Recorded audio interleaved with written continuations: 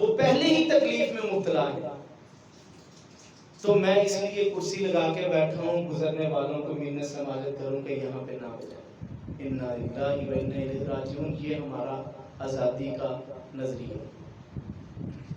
جبکہ میں نے صحیح بخاری کی حدیث پڑھی, اللہ کی قسم رسول اللہ صلی اللہ علیہ وسلم صحابہ کے ایسے درمیان میں بیٹھے ہیں, آپ نے صحابہ سے کہا لا یؤمن لا یؤمن لا یؤمن, 3 مرتبہ اللہ کے نبی صلی اللہ علیہ وسلم نے فرمایا وہ بندہ مومن نہیں ہے, وہ بندہ مومن نہیں ہے, وہ بندہ مومن نہیں ہے, وہ ایمان کا دعویٰ اس کا غلط ہے. صحابہ الرٹ ہو گئے.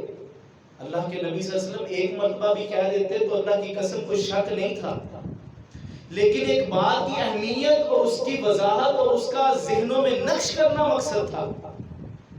صحابہ سیدھے ہو کے بیٹھ گئے. اللہ کے نبی صلی اللہ علیہ وسلم کون شخص ایمان والا نہیں, کس بدبخت کے بارے میں آپ بات کر رہے ہیں؟ آپ صلی اللہ علیہ وسلم نے فرمایا وہ شخص مومن نہیں ہے جس کی وجہ سے اس کا پڑوسی پریشان رہتا ہے. لا یؤمن جائرہ بوائقہ, کہ اس کا پڑوسی جو ہے اس کی شرارتوں سے, اس کی کسی عمل کی وجہ سے پریشان رہتا ہے. اور ہم نے تو ایسے باجے اپنے بچوں کو شوق سے لے کے دیے, اور ایسے انسٹرومنٹ جو ہے وہ ہم نے بڑے شوق سے لے کر دیے, پیسہ بھی خرچ کیا, اس آزادی پہ اللہ کی ناراضگی ملی. اور ہمارے حکومتی معاملات میں آپ نے دیکھا ہے سوشل میڈیا پہ کس طرح لاکھوں کروڑوں روپے خرچ کر کے اللہ کی ناراضگی کو حاصل کیا. اللہ نے جو مطلوب کیا قرآن مجید میں سورہ اعراف میں, اللہ کہتے ہیں کہ مجھے کیا مطلوب ہے اس آزادی کے بدلے میں, تم غلامی کو یاد کرو اور میرا شکر ادا کرو. دوسری ذمہ داری کیا ہے؟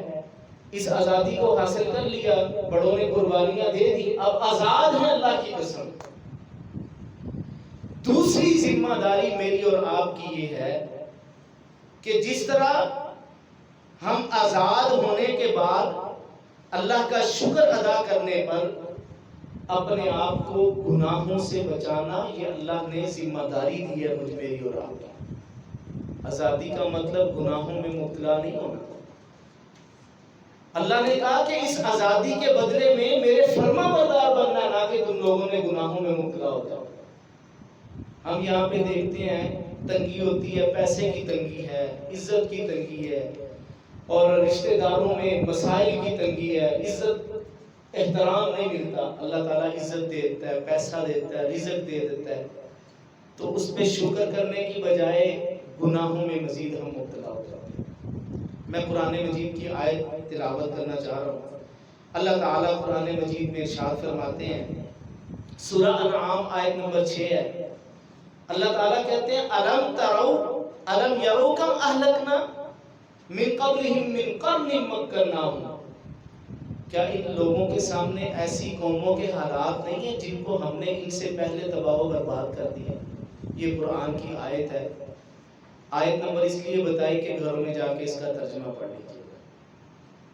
اللہ تعالیٰ کہتے ہیں کہ ان کے سامنے ایسی قوموں کے حالات موجود ہیں جن کو ہم نے تباہ و برباد کر دیا. تباہ و برباد کیوں کیا؟ اللہ کہتے ہیں مکناہم فی الارض, ہم نے ان کو زمین میں حکومت دی تھی, بادشاہی دی تھی, عزت دی تھی, شہرت دی تھی, آزادی دی تھی. مکناہم فی الارض ما لم نمکن لہم فی ما لم نمکن لکم. اللہ کہتے ہیں ایسی بادشاہت رسول اللہ صلی اللہ علیہ وسلم کو بتایا جا رہا ہے کہ آپ لوگوں کو بھی نہیں ملی. ایسی اللہ رب العالمین نے ان کو آزادیاں اور حکمرانیاں دی تھی جو پہلے لوگ گزر گئے. وَأَرْسَلْنَا السَّمَاءَ, پھر آزادی کے بعد اللہ کہتے ہیں وَأَرْسَلْنَا السَّمَاءَ عَلَيْهِمْ مِدْرَارًا, ہم نے ان کے رزق کا انتظام آسمانوں سے بھی کیا, موسلادھار بارش نازل کر کے, رحمت والی بارش نازل کر کے, اور اس کے بعد زمین سے بھی ان کو رزق دیا.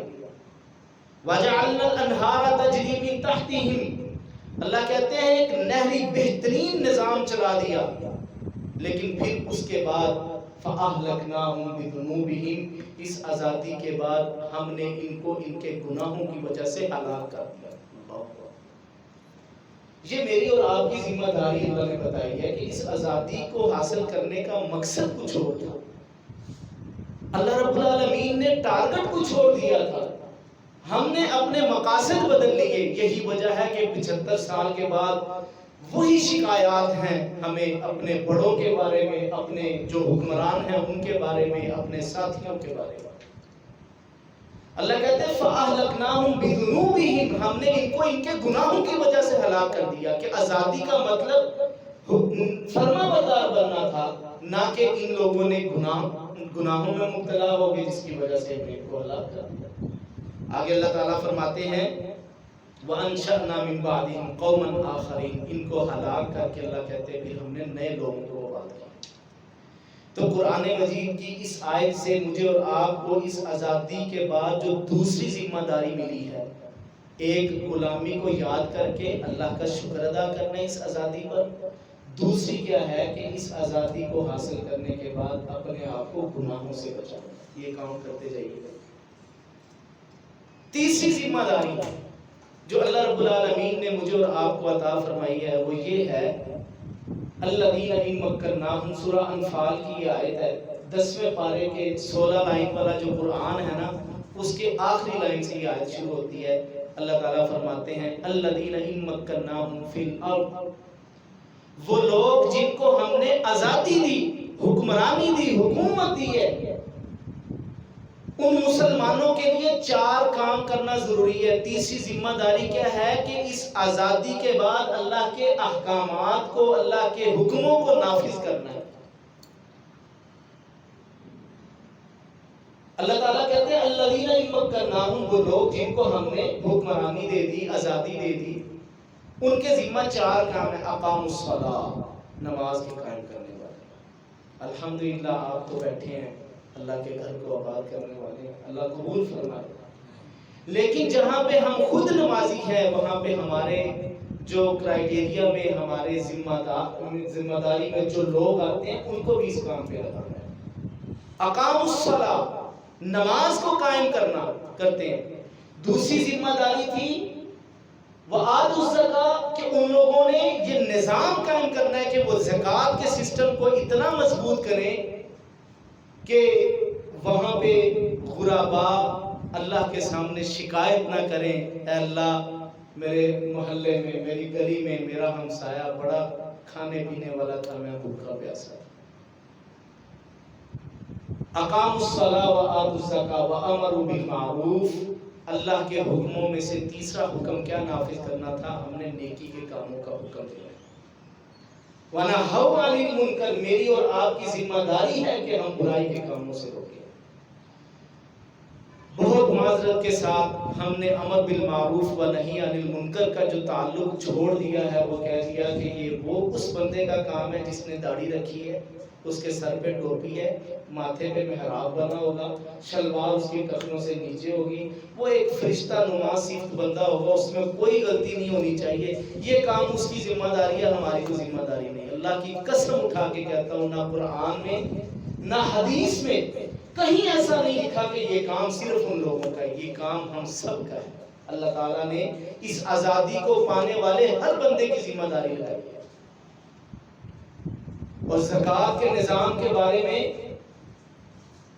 رسول اللہ صلی اللہ علیہ وسلم نے جو زکوٰۃ کا جو سسٹم دیا ہے، ہمارا وہ سسٹم نہیں ہے. ہمارے پاس ایک سال بندہ مانگنے آتا ہے، اگلے سال پھر آ رہا ہے، اس سے اگلے سال پھر آ رہا ہے، اس سے اگلے سال پھر آ رہا ہے. ہم تو اس کو غریب سے غریب بنا رہے ہیں. اللہ کے نبی صلی اللہ علیہ وسلم نے جو زکوٰۃ کا سسٹم دیا ہے نا، اگر ہم قرآن و حدیث کا مطالعہ کریں تو اللہ کی قسم رسول اللہ صلی اللہ علیہ وسلم کے پاس ایک شخص آیا.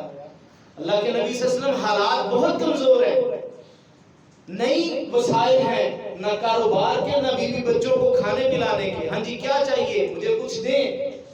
اللہ کے نبی صلی اللہ علیہ وسلم نے فرمایا جاؤ وہ 2 پہاڑوں کے درمیان جتنی بکریاں لے جاؤ. ایمان سے بتائیے گا وہ بندہ اگلے سال دینے والوں سے بنا کہ لینے والوں سے بنا. اور ایسی بے شمار مثالیں. ہمارے استاد محترم ابو نعمان بشیر صاحب جب ہم پڑھتے تھے ان کے پاس، وہ زکوٰۃ کا نظام ایسا زبردست ہمیں سمجھاتے تھے. کہتے اللہ کی قسم اس کے لیے کسی حکومت کا انتظار نہ کریں کہ فلاں لوگ آئیں گے تو زکوٰۃ کا نظام بہترین بن جائے. آپ صلی اللہ علیہ وسلم نے فرمایا کہ زکوٰۃ کا پہلا قانون کیا ہے کہ ان کے امراء سے لیا جائے اور انہی کے غریبوں میں خرچ کیا جائے. یہاں پہ ہمارا قانون کیا ہے, ہمارا سسٹم کیا ہے کہ ہم اپنے غرباء کو, اپنے کمزور لوگوں کو چھوڑ کے دوسرے علاقوں میں جاتے ہیں. جانا بھی چاہیے, ان کا حق بھی ہے, میں اس سے منع نہیں کرتا, لیکن پہلے ذمہ داری اپنے قریبی کو, قریبیوں کی دیکھو. سگا بھائی, سگی پھوپھی, سگا رشتہ دار وہ کاروبار اور حالات کی وجہ سے پریشان ہے, لیکن ہم دوسروں پہ خرچ کرتے ہیں, اور اس کے نتیجے میں نعوذ باللہ من ذالک ہم شہرت لیتے ہیں, تصاویر بناتے ہیں اور اس کو سوشل میڈیا پہ ڈالتے ہیں. میں آپ لوگوں پر الزام نہیں لگا رہا, لیکن بہت سارے لوگوں کی یہ کیفیت ہے. رسول اللہ صلی اللہ علیہ وسلم نے اس کے نتیجے میں ایسے شخص کے لیے جتنی سخت وعید بیان کی ہے, کبھی آپ اس کی طرف توجہ دے کے دیکھیں. اللہ کے نبی صلی اللہ علیہ وسلم نے فرمایا قیامت کے دن سب سے پہلے کسی کافر, کسی یہودی, کسی مشرک سے جہنم کو نہیں بھڑکایا جائے گا. سب سے پہلے وہ شخص ہے جس کو, جو اپنے آپ کو مسلمان بھی کہتا ہے, بڑا مال و دولت والا بھی ہے, بڑا خرچ کرتا ہے. اللہ پوچھیں گے, ہاں بھائی تجھے مال و دولت دیا تھا کہاں؟ اللہ کے نبی اللہ, آپ نے مال و دولت دیا, اس کا میں نے یہ کیا کہ غریبوں میں, مسکینوں میں خرچ کیا. اللہ رب العالمین نعوذ باللہ من ذالک, اللہ تعالیٰ اس وقت ساری خلقت کے سامنے اس کو کہیں کذبت, تو جھوٹا ہے. ہمارے استاد محترم بچپن سے وہ ہندو تھے, پھر مسلمان ہو گئے. عبدالرشید صاحب ہیں, عبدالرشید مجاہد آبادی صاحب, مغل پورہ والی سائڈ پہ ان کا ادارہ ہے. ان کے پاس میں 3-4 سال پڑھایا میں. تو وہ نصیحت کرتے تھے, پاس بٹھاتے تھے, تھپکی دیتے تھے, کہتے پتر اللہ تعالیٰ کو قیامت کے دن صدقتا والی گواہی لینی ہے, کذابتا والی گواہی نہیں لینی. کہ اللہ قیامت کے دن یہ کہے کہ اے میرے بندے تو سچا ہے, تو جو بتا رہا ہے سچ بول رہا ہے. تو تیسرا کام میری اور آپ کی جو ذمہ داریوں میں سے اس آزادی کو حاصل کرنے کے بعد یہ تھا کہ اللہ کے احکامات کو نافذ کرنا. رسول اللہ صلی اللہ علیہ وسلم اس دنیا سے چلے گئے, ایک بہت بڑا فتنہ آیا. فتنہ کیا تھا؟ بہت سارے لوگ اس بات کی طرف آ گئے کہ ہم نماز تو قائم کریں گے, زکوٰۃ ادا نہیں کریں گے.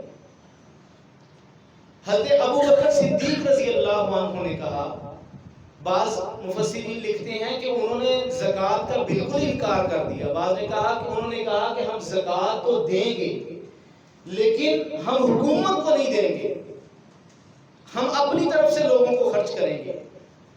حضرت ابو بکر صدیق رضی اللہ عنہ نے قسم اٹھا کے کہا, اللہ کی قسم میں ایسے لوگوں کے خلاف کھڑا ہوں. اگر اونٹ کے ساتھ وہ رسی بھی زکوٰۃ میں کا حصہ بنتی تھی, وہ اونٹ دے دے اور وہ رسی نہ دے کے میں اس کے خلاف بھی جہاد کروں گا.